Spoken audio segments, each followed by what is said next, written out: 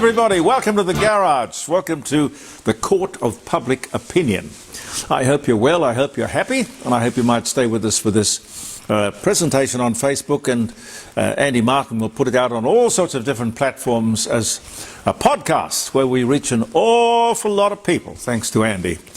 AI is taking over. I'm convinced. What's real and what's not real? What can you trust? I don't know. You can trust this. This is real. You couldn't make this up. You couldn't. No way. The coldest November in a long time. I think you've got to go back to 1913. The lefties, of course, doggedly will stick to the script, the climate crazies, they won't say a word about it. Snowing on the highlands of New South Wales and Victoria. Mount Buller looks like midwinter. Amazing. Speaking of the weather, the Libs have sensibly dropped net zero. The only rational decision, of course, surprised that it took them so long. But let's not stop there.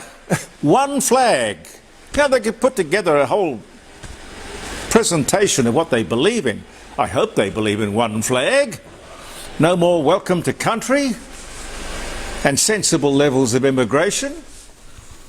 Who the hell picks these liberals, I wonder? I heard one saying the other day, we can't walk away from international agreements like this. Why? Here's another one. We will not only lose the next election, we will lose an entire generation. What rubbish. Absolute rubbish. Car doors slamming. It is a working garage, of course. I don't pretend it's anything else.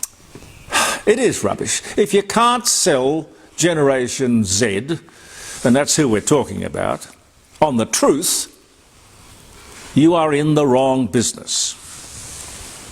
Show me one developed country stupid enough to deliver this net zero nonsense. There isn't one. The other thing, the Labour Party is so much better at politics. Labour managed to convince a generation, Generation Z, without any evidence whatsoever, that net zero was shorthand for we care about the environment and the climate.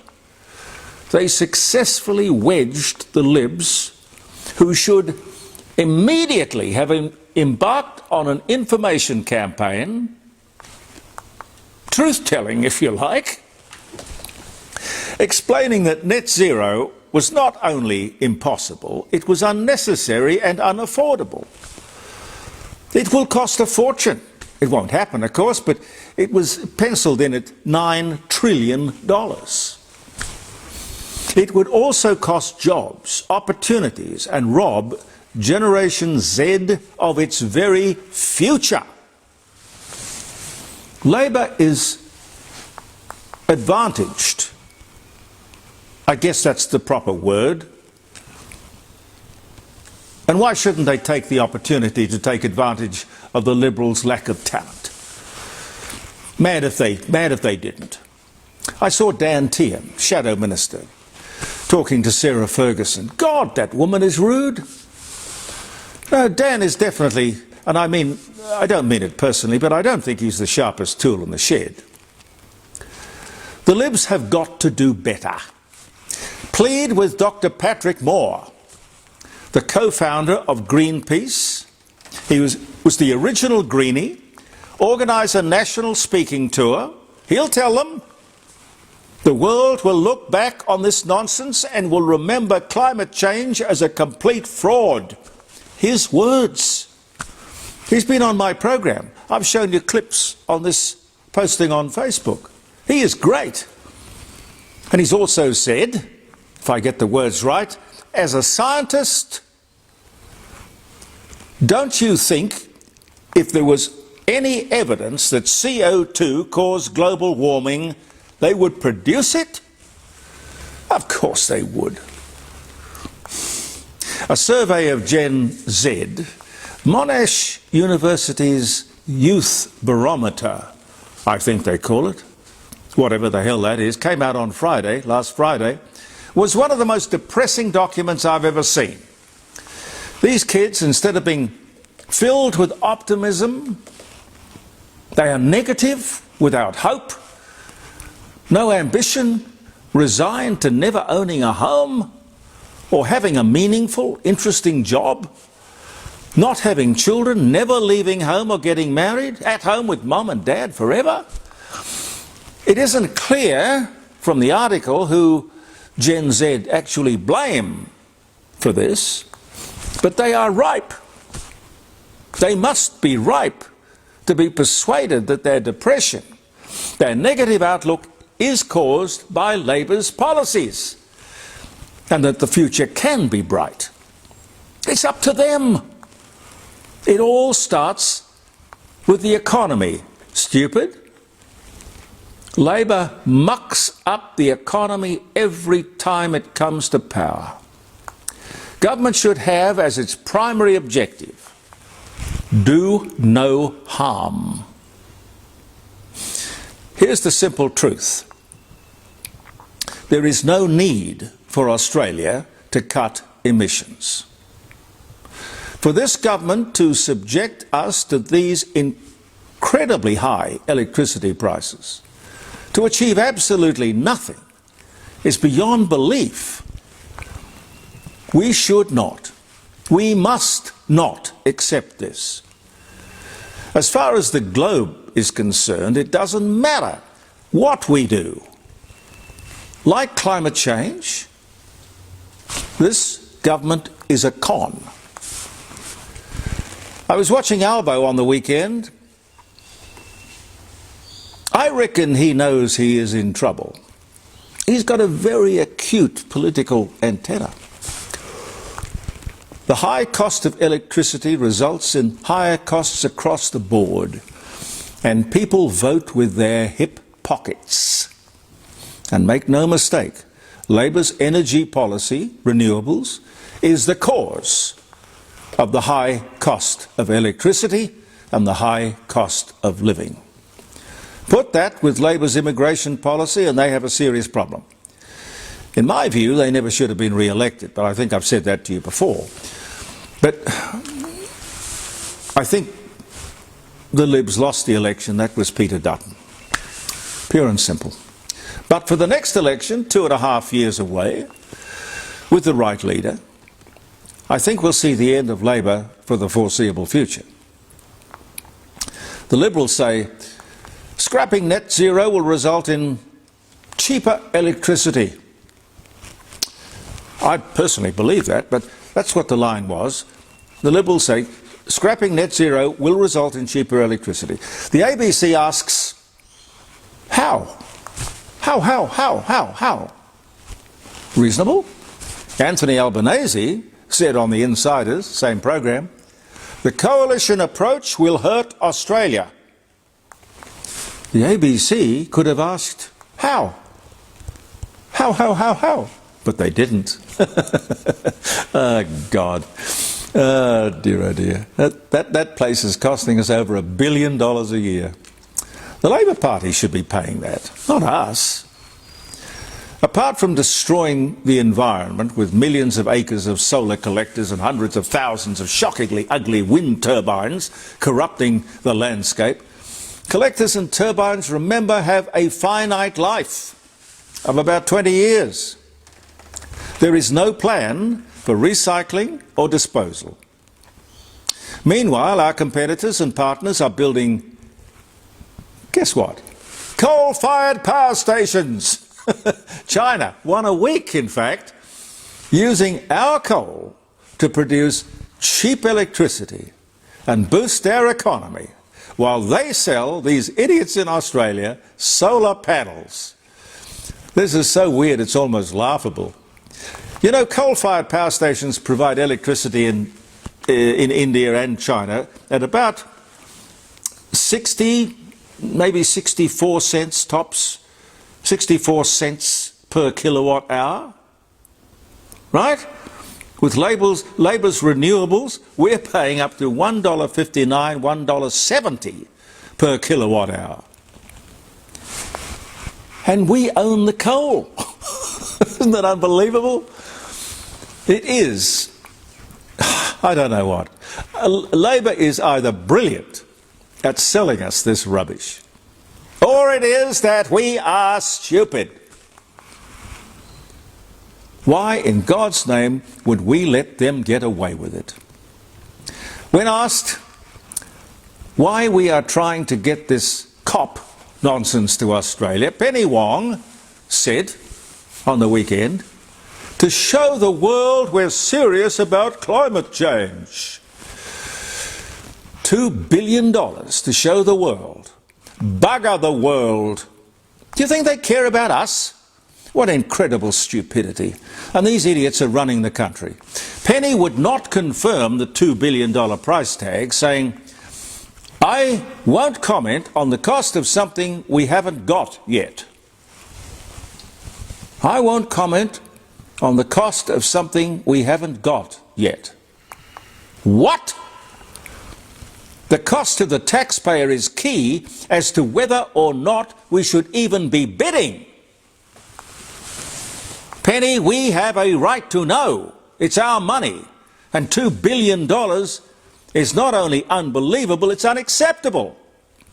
The big emitters, the US, the China, India, they won't have a bar of this COP crap. It's a con. It's been going on for 30 years and has never achieved anything. But if they force the issue and Adelaide wins COP31 at a cost of billions, politically it will be another nail in Labor's coffin. Here we are in South Australia with a state Labor government as well as the federal government. Businesses closing, people struggling to pay their electricity bills, cost of living a constant worry, bankruptcies everywhere, and a government policy that is focused on COP31, football, the gather round, Aboriginal round, and live golf. Good God, may He help us. May He help us. A lot to talk about on Friday, but we'll be back with our Facebook posting on Thursday. We're here for the Rising Sun, 60 Bridge Street at Kensington, and also the great Jim Elder, who's coming up to his last auction for the year. Our wonderful sponsors. Let me wish you a happy birthday if you are having a birthday, or a wedding anniversary, or it's a special day. You remember it for one reason or another. Let's see, we've got November the 18th. Golly. Brooklyn toy maker Morris Mitch Tom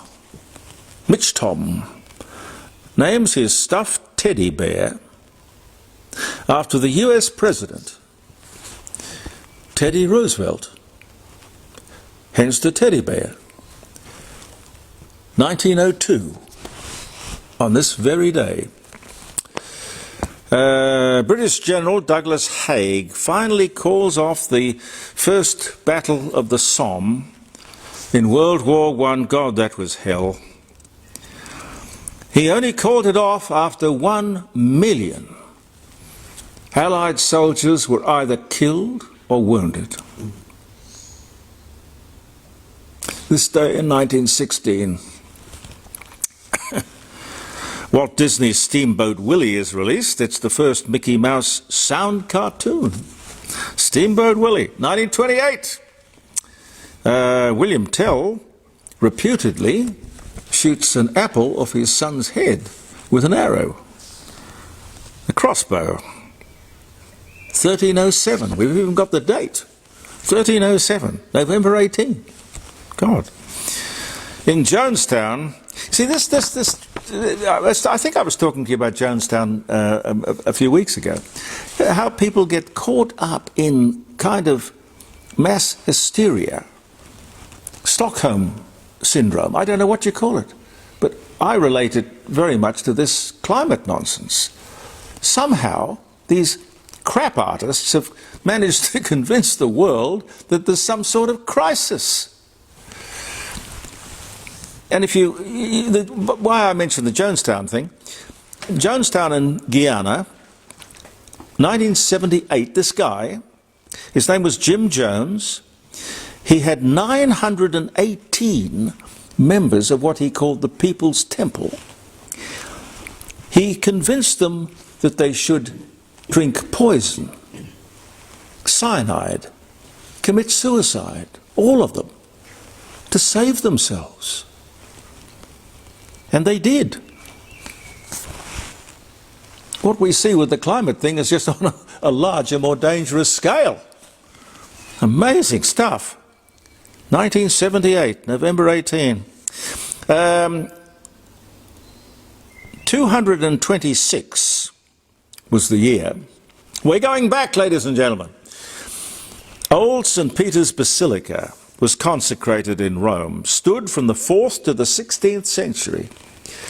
1626, St. Peter's Basilica is consecrated in Rome, replacing the earlier basilica on the same site and becoming the world's largest Christian church. Some of you have probably been there and seen it. I haven't, but it must be quite a sight. William Bonwell patents the first electrified dental... Oh, God. The first electrified dental mallet.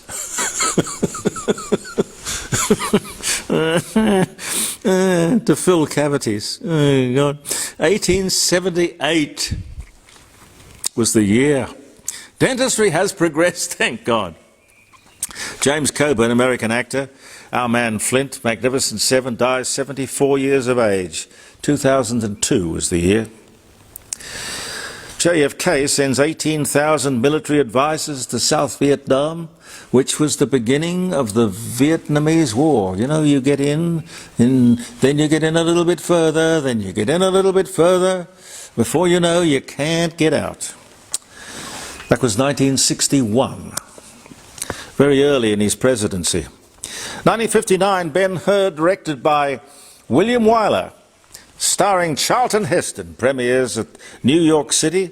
Academy Awards Best Picture 1 year later, 1960, but premieres this day in 1959. Linda Evans, American actress, Dynasty, Big Valley, Beach Blanket Bingo. I missed that one.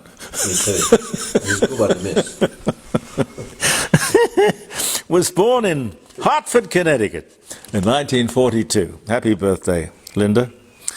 The original Westminster Bridge across the Thames River in London is open at a midnight ceremony. Why midnight? I got no idea. 1750. Larry Pickering, bless his heart, political cartoonist and illustrator, dies of lung cancer. On this day, it was 2018. One more. Alan Shepard, American astronaut and first American in space. He was born in 1923 and he died in 1998, but born this day in 23. Thank you so much, ladies and gentlemen, for being with us in the Court of Public Opinion. Pete's with us, Gary's with us, and I hope you'll be with us on Thursday morning when we have another little look at the news. Then, of course, on Friday, live streaming around the dining room table, jeremycordeaux.com. Believe in yourself, and goodbye for now.